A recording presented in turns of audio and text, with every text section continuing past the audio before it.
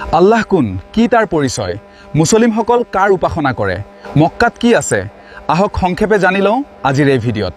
বিশ্বৰ দ্বিতীয় বৃহত্তম ধৰ্ম হৈছে ইছলাম ধৰ্মত। এই ধৰ্মৰ প্ৰধান গ্ৰন্থ হৈছে পবিত্ৰ কোৰাণ। কোৰাণ অনুযায়ী আল্লাহ হৈছে সমগ্ৰ সৃষ্টি জগতৰ স্ৰষ্টা।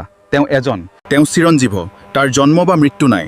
সকলো সৃষ্টিৰ আগতেও তেখেত আছিল আৰু সকলো শেষ হোৱাৰ পিছতো তেখেত থাকিব। তাৰ সাদৃশ্য একো নাই। সৃষ্টি জগতৰ পৰা ভিন্ন তেওঁ, তাৰ কোনো সন্তান নাই, নাই কোনো স্ত্ৰী। মানৱীয় সকলো ত্ৰুটি আৰু দুৰ্বলতাৰ পৰা সম্পূৰ্ণ মুক্ত। মানৱ চকুৰে তাৰ দৰ্শন অসম্ভৱ। ইমান আৰু সৎকৰ্ম কৰা সকলে স্বৰ্গত গৈ তেখেতৰ সাক্ষাৎ লাভ কৰিব পাৰিব।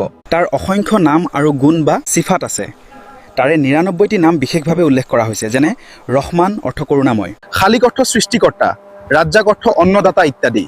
ইছলাম ধৰ্ম অনুযায়ী সৃষ্টি জগতৰ স্ৰষ্টা যিজন, কেৱল তেওঁৱেই উপাসনাৰ যোগ্য। সেইকাৰণে মুছলমানসকলে কোনো মানৱ, দানৱ, জীৱ জন্তু বা গছ গছনি, আনকি পিতৃ মাতৃকো উপাসনা নকৰে। তেওঁলোকে আনকি হজৰত মুহাম্মদৰো উপাসনা নকৰে। আল্লাহ তেখেতৰ ওপৰত শান্তি বৰ্ষণ কৰক। অথচ ইছলাম ধৰ্ম অনুযায়ী নবী মুহাম্মাদক অস্বীকাৰ কৰিলে আল্লাহক অস্বীকাৰ কৰা হয়। তেখেতৰ সন্মানত হানি হোৱা সামান্যতম কথা তেওঁলোকে সহ্য নকৰে। কিন্তু উপাসনাৰ ক্ষেত্ৰত এজন ঈশ্বৰৰ বাহিৰে কাৰো উপাসনা নকৰে। ঠিক একেদৰে পিতৃ মাতৃৰ বিষয়ে কোৱা হৈছে যে পিতৃ মাতৃৰ অবাধ্য সন্তান জান্নাতত যাব নোৱাৰে, অথচ সিহঁতৰ উপাসনা নিষিদ্ধ। হজৰত মুহাম্মদ সাল্লাল্লাহু আলাইহি ৱাসাল্লামে কৈছে, যিয়ে মানুহৰ প্ৰতি দয়া নকৰে আল্লাহে তাক দয়া নকৰে। ইমানখিনি আলোচনাৰ পৰা এটা বস্তু স্পষ্ট হৈছে যে ইছলাম ধৰ্মত স্ৰষ্টা আৰু সৃষ্টিৰ প্ৰতি এটি সীমাৰেখা দিয়া আছে। আল্লাহৰ হক বা অধিকাৰ হৈছে কেৱল তাৰ উপাসনা কৰা। আল্লাহৰ সৃষ্টিৰ অধিকাৰ, সিহঁতৰ প্ৰাপ্য সন্মান আদি প্ৰদান কৰা। এতিয়া বহুতৰে মাজত প্ৰশ্ন আহে, মক্কা, মদিনা আৰু কাবা কি বস্তু? মক্কা হ'ল আৰবৰ এটি চহৰ, য'ত নবী মুহাম্মদ সাল্লাল্লাহু আলাইহি ৱাসাল্লাম জন্মগ্ৰহণ কৰিছিল, আৰু মদিনাত তেখেত ইন্তেকাল কৰে। তাতে তেখেতৰ পবিত্ৰ কবৰ সুৰক্ষিত আছে। তাতেই তেখেতে নিজে বনোৱা মছজিদে নবৱী আছে। মক্কাত আছে মছজিদুল হাৰাম। এই মছজিদ ইছলাম ধৰ্মৰ আটাইতকৈ পবিত্ৰ স্থান। ইয়াৰ মাজত আছে কাবা ঘৰ, যাক বাইতুল্লাহ কোৱা হয়।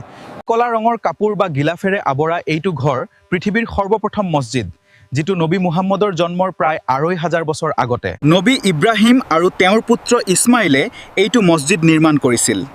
বহুতে এইটো এটা শিলৰ টুকুৰা বুলি ভাবে। আচলতে এয়া কোনো শিলৰ টুকুৰা বা প্ৰতিমা নহয়, এইটো এটা মছজিদহে। এই মছজিদৰ উপাসনা কৰা নহয়, এই মছজিদৰ প্ৰভুৰ উপাসনা কৰা হয়। কিছুমানে আকৌ ভাবে মুছলিমসকলে এইটো শিলৰ টুকুৰাকেই আল্লাহ বুলি বিশ্বাস কৰি তাৰ উপাসনা কৰে, কিন্তু বিষয়টো তেনে নহয়। আচলতে এইটো মছজিদ হৈছে মুছলিমৰ কিবলা বা দিক। সেইফালে মুখ কৰি গোটেই বিশ্বৰ মুছলিমসকলে নামাজ পঢ়ে, কিন্তু সেই মছজিদৰ উপাসনা নকৰে। আপুনি ইউটিউবত ইনচাইড দ্য কাবা বুলি লিখিলে ইয়াৰ ভিতৰ বাহিৰ সকলো চাব পাৰিব। মুছলিমসকল প্ৰতি বছৰ হজ উপলক্ষে গোটেই বিশ্বৰ পৰা ইয়াত তীৰ্থ ভ্ৰমণ কৰিবলৈ যায়। আশা কৰোঁ এই ভিডিঅ'ৰ পৰা আপুনি বহুখিনি নজনা কথা জানিব পাৰিছে। এনেকুৱা তথ্যবহুল ভিডিঅ'ৰ বাবে ফ'ল' কৰি ৰাখিব পাৰে। ধন্যবাদ। ছালামুন আলাইকুম।